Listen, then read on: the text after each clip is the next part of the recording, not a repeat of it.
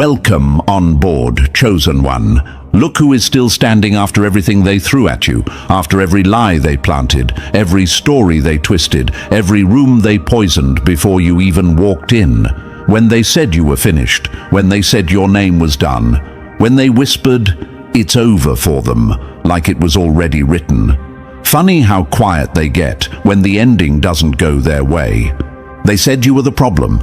They said you were unstable, dramatic, difficult, untrustworthy. They said it so many times they started believing it themselves. They repeated it in meetings you were never invited to, in group chats you never saw, in smiles that never reached their eyes.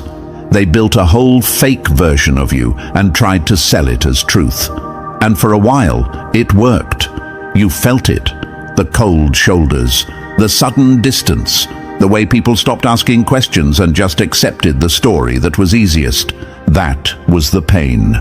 Being judged without a trial, being sentenced without evidence, carrying shame that wasn't yours while the real culprits slept peacefully, convinced they had won. They thought burying you under rumors was the same as burying the truth. They thought time would erase the facts. They thought fear would keep mouths shut forever. But here's the part they never planned for. Someone started digging. Not because they liked you, not because they were loyal, but because the story didn't make sense. Dates didn't line up. Messages contradicted each other. Actions didn't match the accusations. And once one crack appeared, the whole thing started to fall apart. Proof doesn't scream. Proof waits. Proof sits quietly until someone is brave enough to look at it properly. This is where the atmosphere changed. The noise around you faded. The fake confidence on their faces cracked. You didn't even have to say anything. Silence became your weapon. While you were rebuilding yourself, they were panicking in private. While you were healing, they were scrambling to cover tracks that were already visible. That's the shift. The moment the universe flips the weight of the room without announcing it. Before we go further, press the like button and subscribe. Not for the algorithm. Do it as a signal, a receipt, a way of paying this message back and strengthening this collective voice. Because this isn't just your story. This has happened before. History is full of people who were called liars until documents surfaced, called crazy until recordings played, called villains until timelines were laid out, and suddenly everyone needed an apology tour. Every time power feels threatened, it tries to rewrite reality, and every time it underestimates one thing: evidence ages better than lies. You know what really scares them now? It's not revenge, it's not confrontation, it's justice. Real justice doesn't shout, it doesn't rush. It shows up with folders, screenshots, witnesses, patterns, and dates. It shows up calm, it shows up undeniable, and once it does, people start switching sides fast. The same ones who stayed silent suddenly want to clear your name. The same ones who avoided you now want to stand with you. Look who's fighting for your justice now. Look who suddenly believes you. Look who says, "We owe you an explanation." Oh, the legend needs to bow now. Interesting change of tone. This is the aftermath of the battle. You're not imagining it. You're standing in it. The enemy's efforts look empty because they are. All that manipulation, all that damage, all that planning, undone by truth, doing what truth always does when it's finally uncovered. Nothing heroic about lies collapsing. That's just gravity. And here's the villain wisdom they never wanted you to hear. You didn't win by being louder. You didn't win by proving yourself to people who already decided to misunderstand you. You won by surviving long enough for the truth to surface. You won by not becoming what they accused you of. You won by letting the universe handle the timing while you handled your character. They thought you'd break. They thought you'd snap, lash out, ruin your own case. They were waiting for that moment. When it never came, they panicked. When proof came instead, they lost control of the narrative. That's why they're scrambling now. That's why justice is no longer optional. It's inevitable. So stand there, calm, grounded, watching the pieces fall back into place, not celebrating loudly, not begging for apologies, just knowing that the truth found its way back to the surface, like it always does. They uncovered proof you were right all along, and now they'll fight for your justice, no matter the cost. Not because they're brave, because they're cornered. And you're no longer the accused. You're the one the story revolves around now. And now, chosen one, this is where the door closes behind you. Not everyone listening deserves what comes next. This part is for the ones who were proven right too late, for the ones who carried the weight while others played judge with no facts. You're not here by accident. You're here because something inside you recognizes what's happening now. The proof is out. The truth is no longer negotiable, and justice is no longer a rumor. This is where we slow it down and break it apart step by step, not emotionally, strategically, because what's unfolding next isn't chaos, it's a process, and if you've lived this story, you'll feel the pull to stay till the end without me begging you to. You'll stay because every word starts lining up with moments from your own past that suddenly make sense. So before we move forward, mark your presence. Drop 777 in the comments, not as a ritual, as a signal, a quiet way of saying, I know what it costs to be right before anyone listens. It tells the universe you're ready to watch justice unfold without flinching, without rushing, without sabotaging the win. Take a breath. Lock in. Now, let's get started. Number 1. They didn't just lie, they built a whole crime scene around you. The loudest lie is the one told by many mouths at the same time. This wasn't a slip, this wasn't confusion, this wasn't one messy moment that got out of hand. What they did was organized, calculated, cold. They didn't just lie about you, they designed an environment where the lie felt more believable than the truth. And that's the part most people miss. Lies don't win because they're smart. They win because they're repeated with confidence and backed by numbers. They didn't wake up one day and misunderstand you. They sat down and agreed on a version of reality where you had to be the villain for them to survive, looking innocent. Group chats became control rooms, side comments became strategy. Subtle posts weren't random, they were bait. They timed conversations, compared notes, and made sure the same distorted story hit different ears from different angles. When enough people hear the same thing, the human brain stops asking questions. That's how echo chambers are built. Not with truth, but with coordination. You felt it before you understood it. The shift in energy, the way rooms went quiet when you entered, the way conversations ended early, the way people looked at you like they already knew something you were never told about. That wasn't intuition. That was fallout. That was the lie doing its rounds before you even knew a war had started. And here's the sick genius of what they did. Every move you made was turned against you. When you tried to explain, they said you were manipulative. When you defended yourself, they said you were aggressive. When you showed hurt, they labeled you unstable. When you stayed silent, they called it guilt. There was no winning inside a rigged game. They didn't care what you said. They only cared how your reaction could be edited to fit the story they already sold. That's the question you're asking yourself right now, even if you don't say it out loud. Why did everything I did make it worse?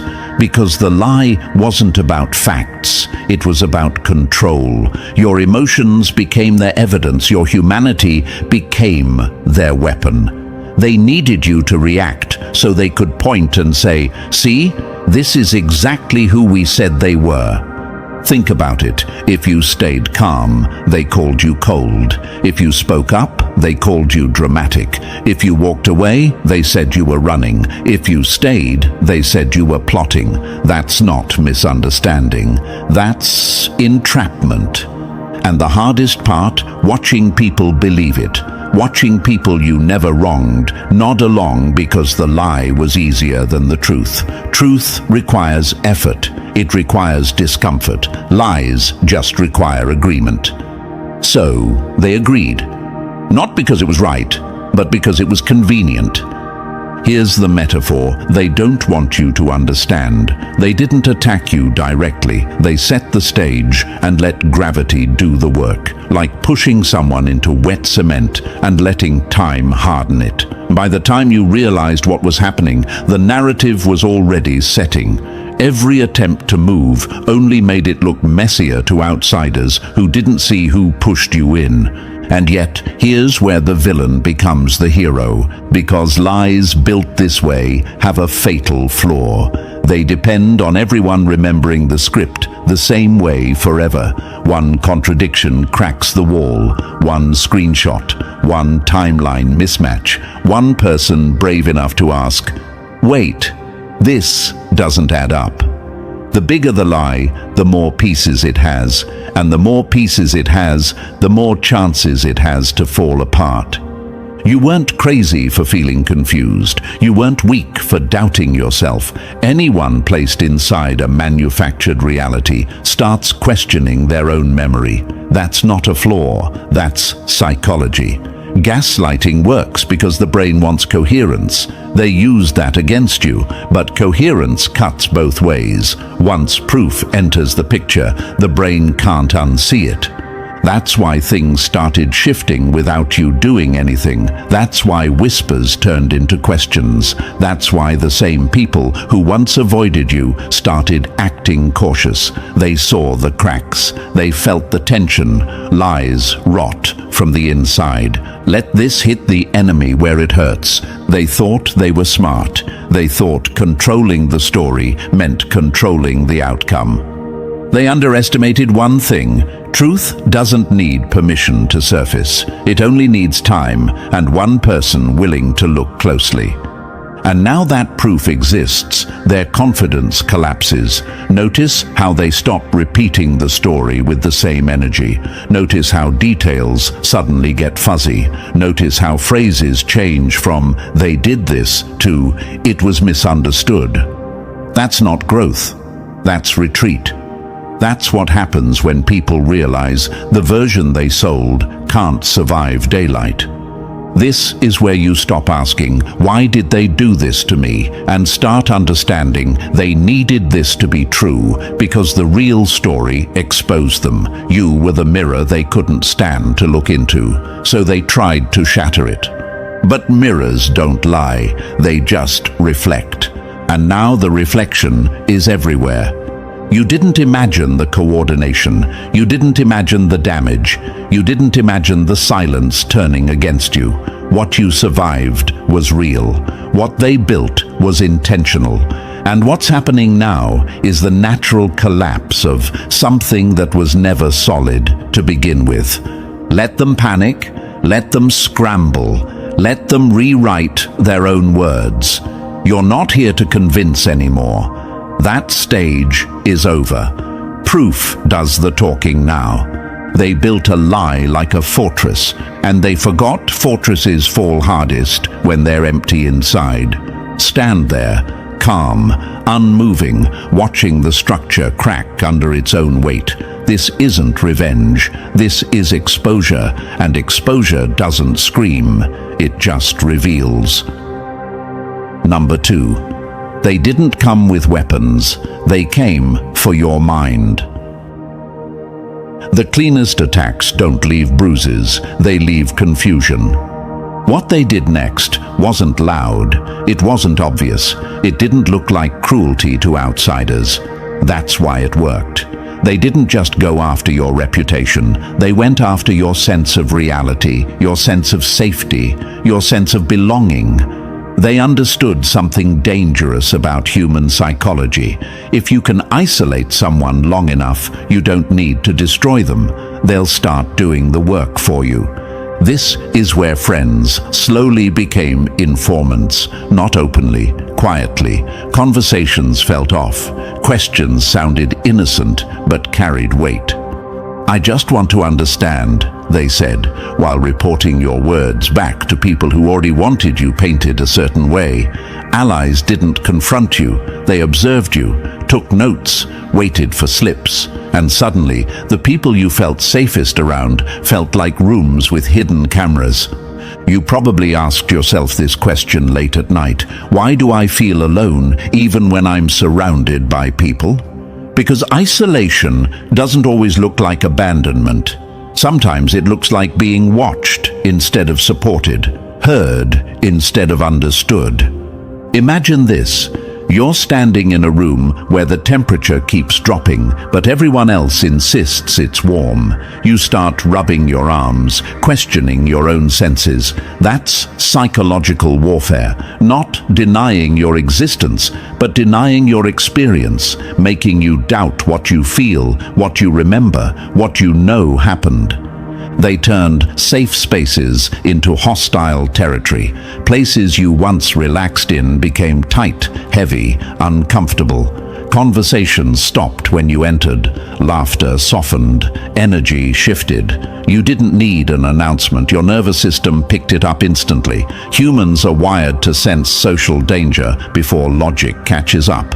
That's not weakness. That's survival instinct. And while this was happening, they played a role so polished it almost deserves an award. Online, they posted quotes about healing, about boundaries, about protecting their peace. They used the language of growth as camouflage. To the outside world, they looked calm, mature, evolved. To anyone not paying attention, they were the victims choosing grace. Behind the scenes, they were engineers, architects, carefully moving pieces on a board you didn't even know you were playing on. Here's a quote they hate hearing now: "Anyone who has to announce their piece is usually at war."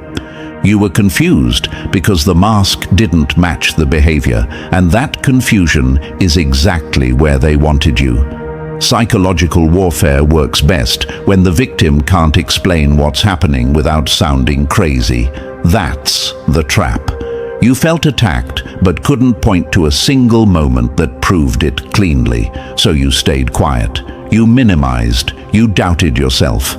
Imagine this again. You're walking through fog while someone else controls the lights. Sometimes they flicker just enough for you to see shapes, then go dark again. You're not lost because you're stupid. You're lost because visibility is being controlled.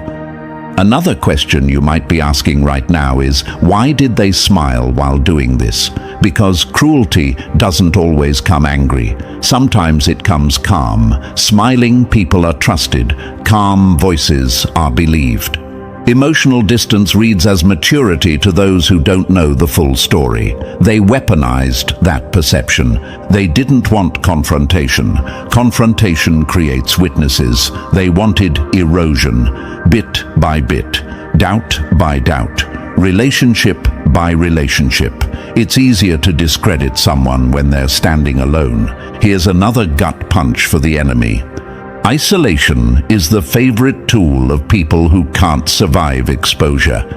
Imagine termites inside a house. You don't hear them, you don't see them. The structure looks fine until one day it collapses under a weight it should have easily held. That's what they tried to do to you. Eat away at your support system until you cracked under pressure and proved their story for them.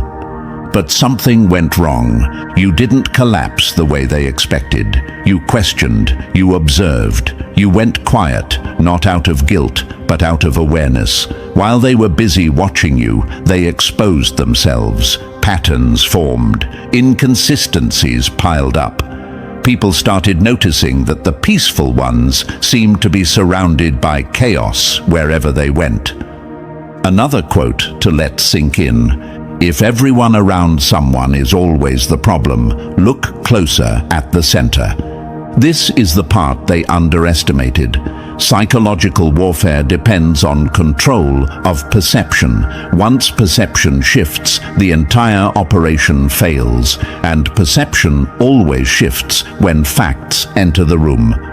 You might wonder, why do I feel stronger now, even though I went through hell? Because surviving this kind of attack rewires you. You stop seeking approval from unstable systems. You stop trusting smiles over consistency. You learn to read behavior instead of listening to speeches. Imagine being trained in the dark. Every sense sharpens. Every movement matters. That's what this did to you. They thought they were weakening you. They were teaching you discernment. Here's the final truth they never wanted you to reach. They weren't at peace. They were scared.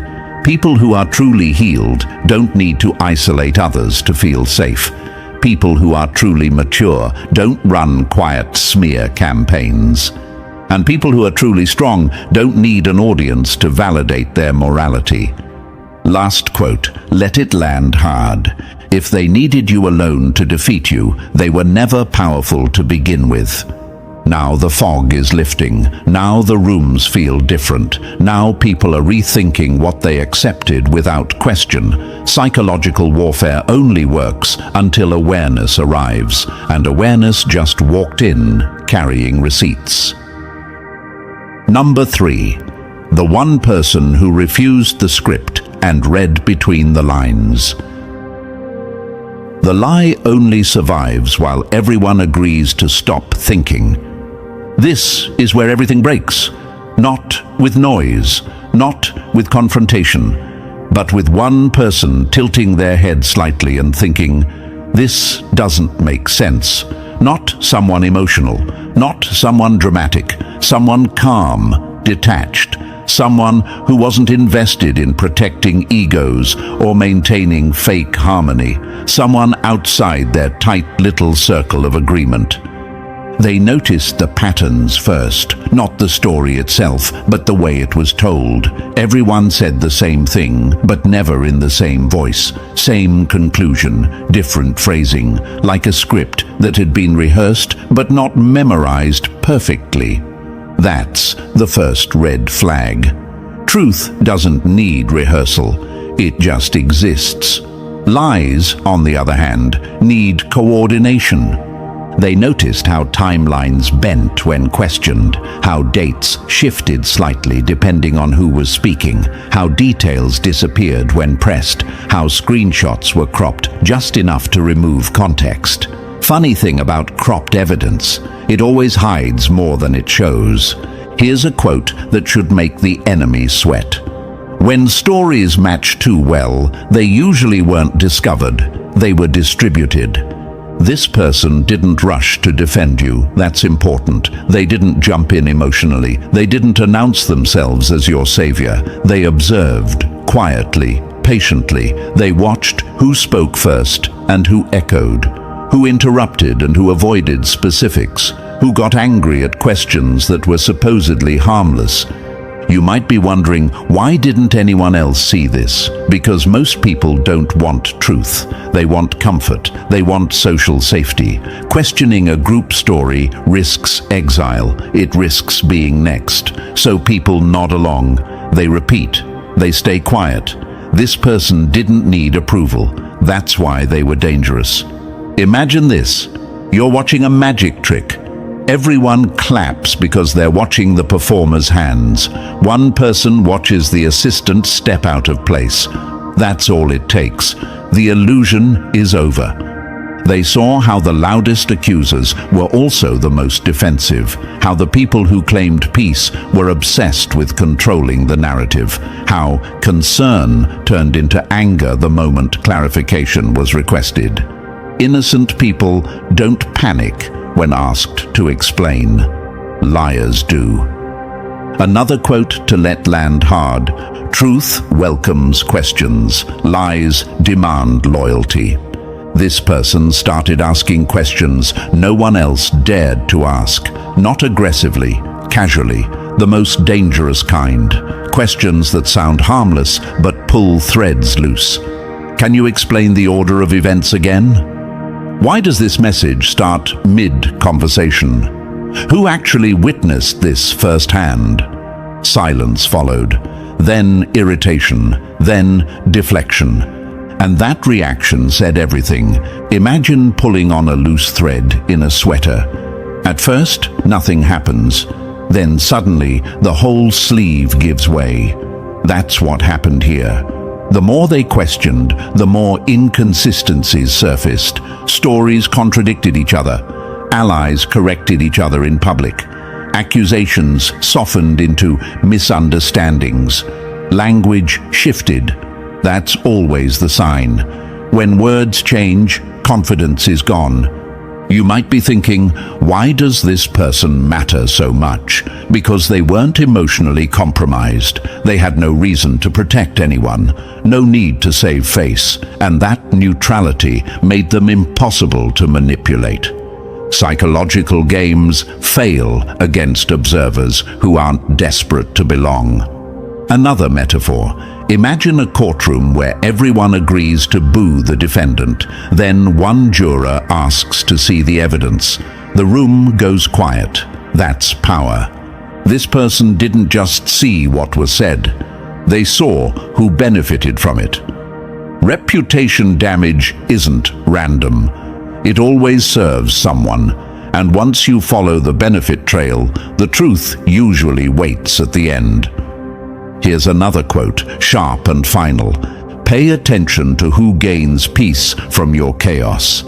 They noticed how your silence was used as proof, how your reactions were edited, how your absence from rooms became convenient storytelling space. They noticed something else too. You never changed your story. Your details stayed consistent. Your timeline didn't wobble. Your tone didn't shift depending on the audience. That's not acting, that's memory. Imagine two buildings after an earthquake. One has cracks spreading everywhere, the other sways but stands. Which one was solid to begin with? This person didn't rush to announce their conclusions. They gathered, compared, cross-checked. They treated it like an investigation, not gossip. That's why the proof they uncovered couldn't be brushed away. It wasn't emotional, it was structural. And now we reach the part that changes everything. Once one person sees through it, the illusion weakens for everyone else. People start rethinking what they accepted blindly. Doubt spreads quietly, not loudly, not dramatically, just enough to make the story unstable. And instability terrifies liars more than exposure, because instability can't be controlled.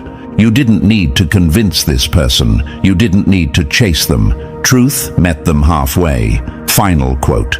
Let it echo. The most dangerous witness is the one who was never supposed to be paying attention. They saw through it, and once they did, the lie stopped being safe. It became fragile, brittle, one more question away from collapse. This is the moment the enemy realizes the game has shifted, not because you fought back, but because someone finally looked closely. And now the proof exists. And now justice has a direction. Number 4. They went silent and turned invisible on purpose. When the noise stops, that's when the real listening begins. This is the phase nobody sees coming, the moment when everything goes quiet and people assume the danger has passed, when they think the heat died down, when they mistake silence for surrender. That's when the smartest moves are made. They disappeared on purpose. No announcements, no dramatic exits, no social posts about taking space or protecting energy. They simply went dark, cut ties cleanly, stopped reacting, stopped commenting, stopped being visible in places where visibility could be tracked. To the enemy, it looked like exhaustion, like defeat, like someone who couldn't handle the pressure anymore.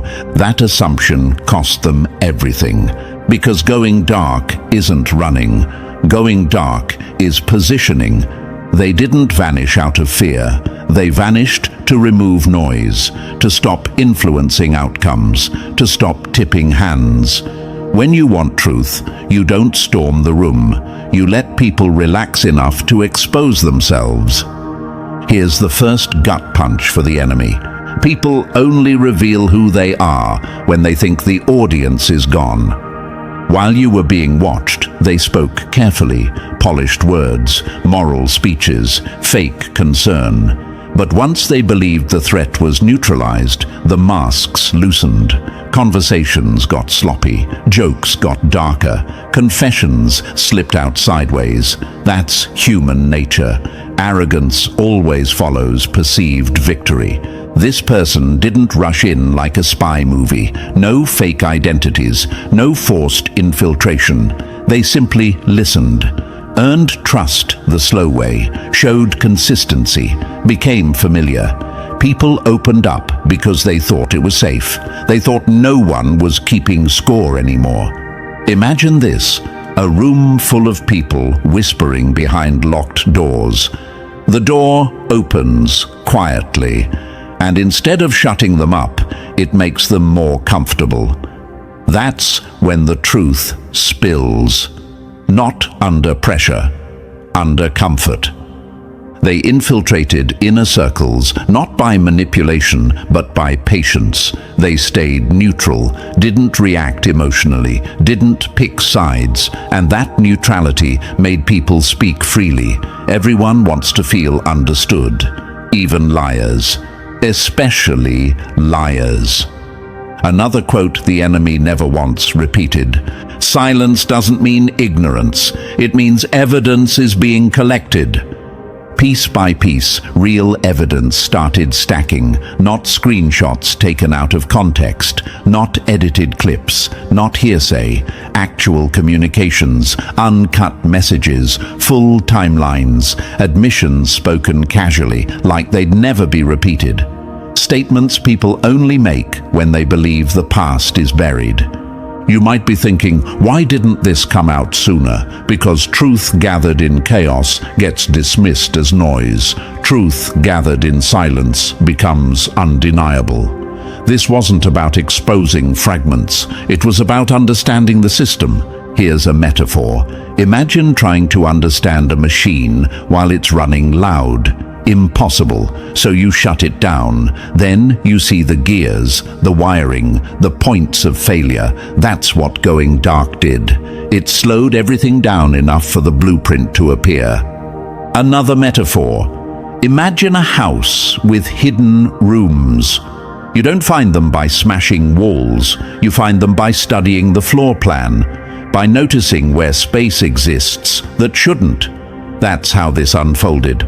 What they uncovered wasn't scraps. It wasn't maybe this or possibly that. It was structure. Who started what? Who benefited? Who escalated? Who stayed silent when silence served them?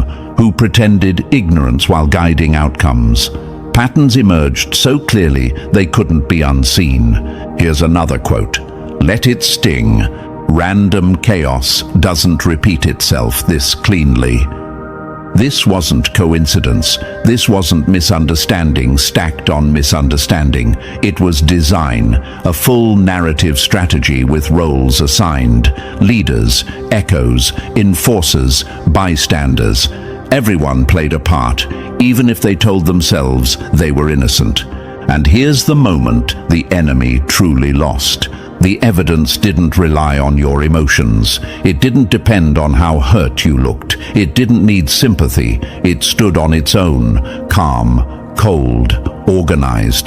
The kind of proof that doesn't argue. It simply exists and forces everyone else to explain themselves. You might be asking, why didn't they confront them immediately? Because confrontation triggers defense. Defense triggers destruction of evidence. Silence lets people keep talking. Silence lets people keep documenting themselves without realizing it. Another metaphor. Imagine fishing with dynamite versus a net. One scares everything away. The other catches everything quietly. They used the net.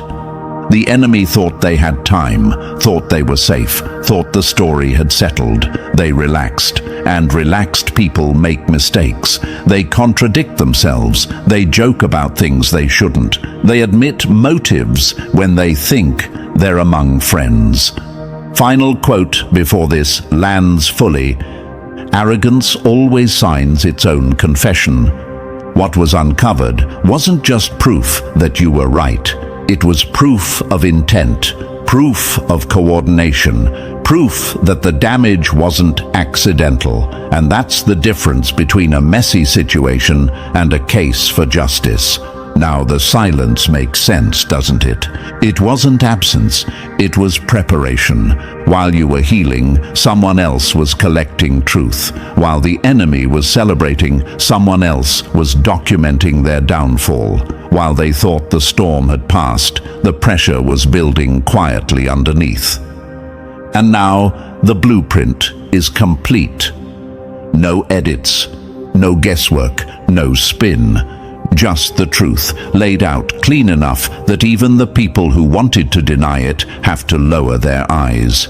Going dark didn't end the story. It finished writing it. Number 5, the receipts they prayed would never see daylight. Lies are loud, evidence is silent until it clears its throat. This is the moment everything snaps into focus, not emotionally, logically, clinically, irreversibly, because once evidence enters the room, opinions stop mattering, stories stop working, performance ends, and what they were so confident would stay buried starts reading like a confession written in their own hands. What surfaced wasn't vague, it wasn't circumstantial. It wasn't open to interpretation. It was deleted messages recovered, not imagined. Altered screenshots exposed, not assumed. Forged timestamps traced, not guessed. Patterns so consistent they could only come from coordination. Attacks so synchronized they couldn't be accidental. This wasn't chaos. This was orchestration. And the enemy knows it. Private conversations surfaced where they said your name without fear, where they admitted what they were doing to you step by step, like a game plan. They joked about how easy it was, laughed about how people believed them without question, reassured each other that you wouldn't be believed anyway. That's the part that hits hardest, not the cruelty, the confidence in getting away with it. Here's the first gut punch they can't dodge. No one jokes about lies unless they think the truth is powerless. You might be asking yourself right now, how could they be so sure? Because they thought the system was on their side. They thought social proof mattered more than actual proof. They believed popularity could replace integrity. And for a while, they were right, until evidence showed up and stripped the mask clean off. Imagine this, a magician performing the same trick for years because no one ever checks behind the curtain. Then one day, someone does. Suddenly, the trick isn't impressive, it's embarrassing. That's what this evidence did. It didn't just expose wrongdoing, it exposed how sloppy and arrogant it all was. Another metaphor. Imagine a house built on sand, beautifully painted, admired from the outside. The moment rain comes, the foundation gives out. That rain was documentation, logs, metadata, full conversation threads, the stuff you can't talk your way out of. Here's another quote to let sink in. People don't delete messages unless they know exactly what those messages prove. They altered screenshots to control context, cropped just enough to hide intent, changed dates to fit a story. That alone tells you everything. Innocent people don't need to edit reality. Truth doesn't need makeup. Only lies need lighting. And then there's the coordination, the part they can't explain away as coincidence. Attacks launched within minutes of each other, identical language used by different people who claimed they never spoke. The same accusations popping up in different places like clockwork. That's not organic outrage, that's a rollout. You might wonder, why didn't anyone question it sooner? Because most people don't expect malice dressed as concern. They don't expect planning wrapped in smiles. They don't expect people to weaponize empathy language. But expectation isn't a defense. Evidence doesn't care what people expected. Another metaphor, imagine watching security footage from multiple cameras and realizing the same person appears in every frame at the exact same time. Something goes wrong. That's what this looked like, a pattern too clean to deny. Here's another quote that cuts deep. Coincidences don't schedule meetings. The files read like a crime novel because they followed the same structure: planning, execution, celebration, damage control, reassurance. They checked in with each other after every move, confirmed reactions, adjusted strategy. That's not a misunderstanding, that's a campaign. And the most damning part? They believed you were powerless. They said it openly. They relied on your isolation, your silence, your reputation already being damaged. They counted on fatigue, on you giving up, on you doubting yourself long enough for the truth to die quietly. That's where they miscalculated. Because evidence doesn't need you to fight for it emotionally. It fights on its own. It doesn't get tired. It doesn't forget. It doesn't flinch when challenged. It just sits there, forcing everyone else to explain why it exists. Here's another metaphor. Imagine standing in a courtroom where someone swears they were never there. And then the door opens and footage plays of them walking in, sitting down, and laughing. That's the level of certainty we're talking about. Another quote, sharp and final for them. Denial is loud when proof is quiet and complete.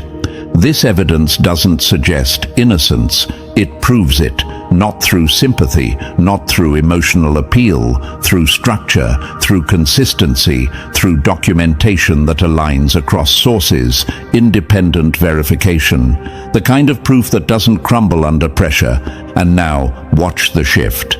Watch how language changes. Watch how accusations soften. Watch how "they did this" becomes "it was complicated." Watch how confidence evaporates. Watch how people stop repeating the story with the same certainty.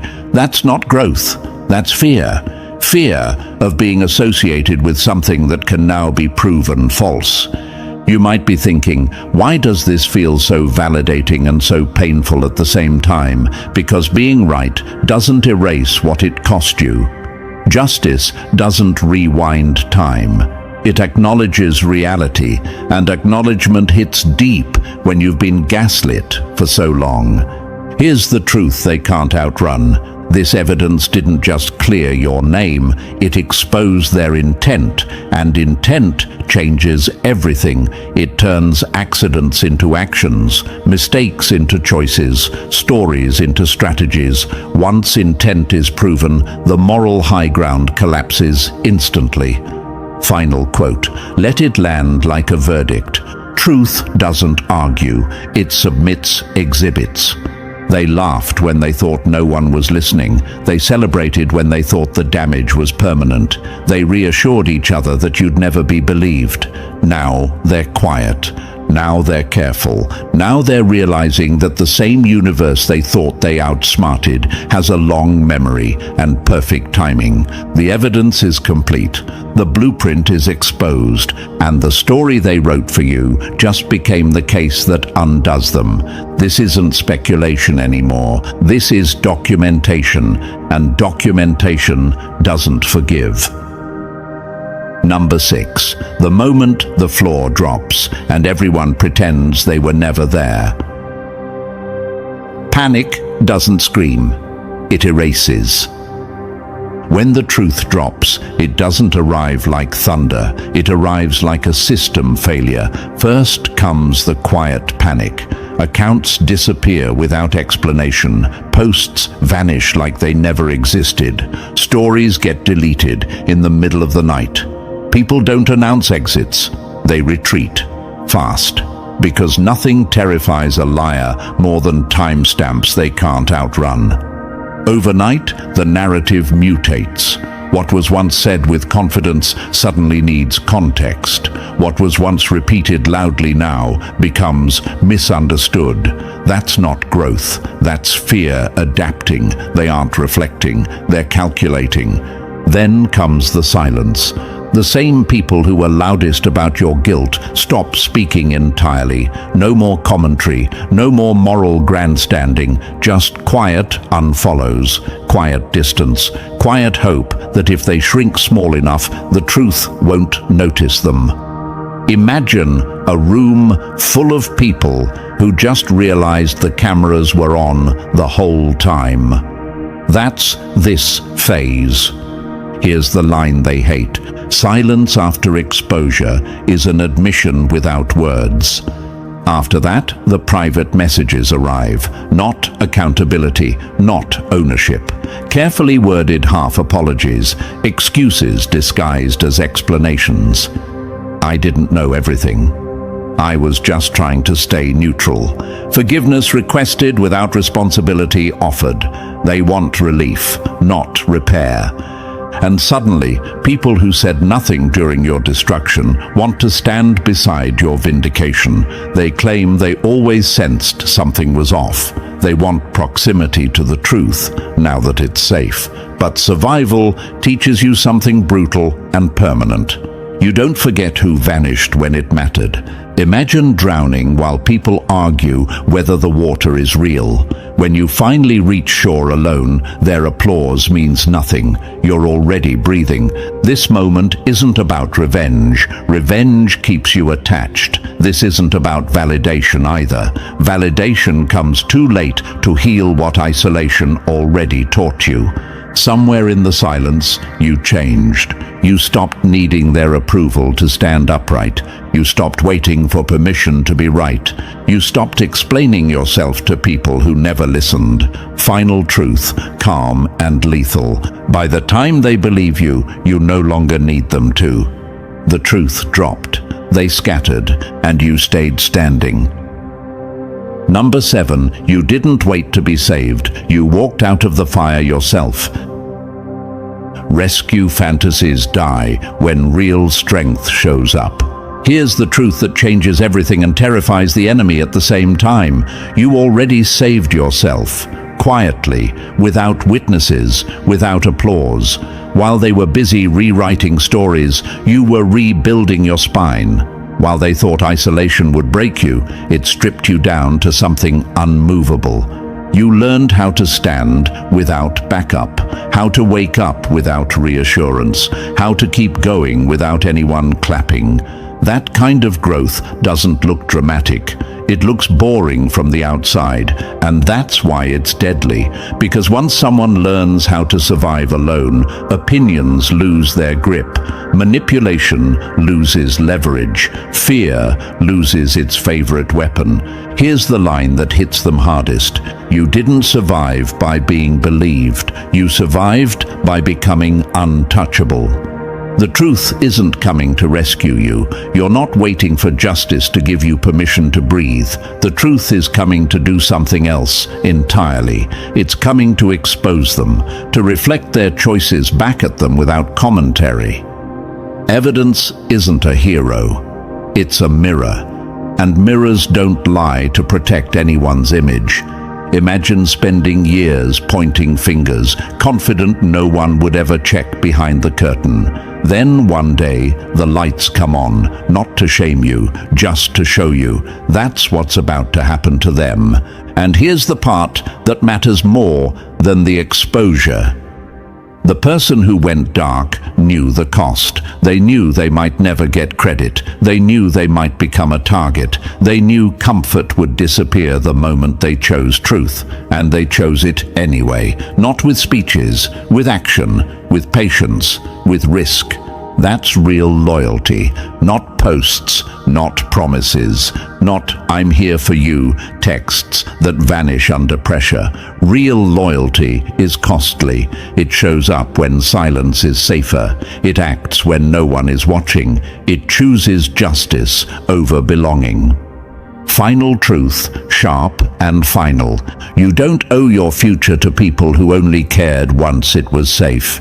You already saved yourself. Now the universe is just making sure the truth finishes the job.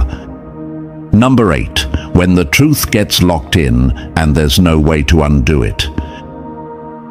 Exposure isn't loud, it's permanent. This is the reckoning they never planned for. Not confrontation, not drama, record. When the evidence becomes public, archived, and impossible to erase, the entire game ends at once. No edits, no spin, no rewrites. The narrative doesn't just weaken, it collapses completely.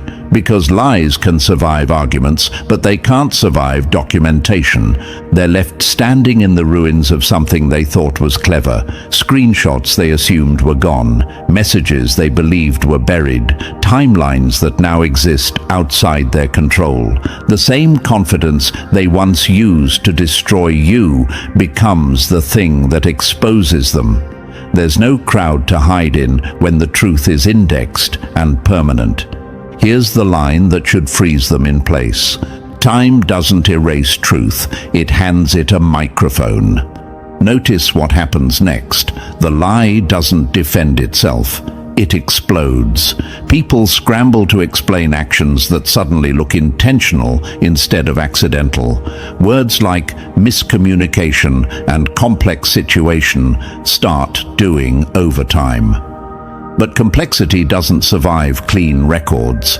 Intent doesn't survive timestamps. You might wonder, should I forgive them now? Should I show grace? Understand this clearly. You don't owe anyone forgiveness to prove growth. You don't owe patience to people who engineered your isolation. You don't owe peace to people who destroyed yours. Compassion isn't mandatory. Silence isn't cruelty. Distance isn't bitterness. It's clarity. Imagine surviving a collapse and then being asked to comfort the people who caused it because they're embarrassed. That's not maturity, that's self-betrayal. Here's another truth that lands hard. Accountability feels like punishment only to those who avoided it. You already paid the price, in isolation, in doubt, in nights where you questioned your own memory. You don't pay twice to make them feel better. This isn't revenge. Revenge keeps you tied to the wreckage. This is the truth finally catching up, walking calmly, carrying proof. And this time, it doesn't fade. It doesn't rely on belief. It's documented. Final line. Let it seal the moment. They don't get to rewrite history when history is archived. The reckoning isn't coming, it's already here. And now we close this chapter the only way it can be closed. Calm, clean, unarguable. You've seen how the truth moves. Slowly at first, then all at once. You survived the silence, the doubt, the isolation, and you didn't need permission to stand back up. The universe didn't rush this, it made it permanent. If this hit something real inside you, like the video, subscribe, and share it with someone who needs to hear it. Drop 777 in the comments as a quiet signal that you know what it costs to be right before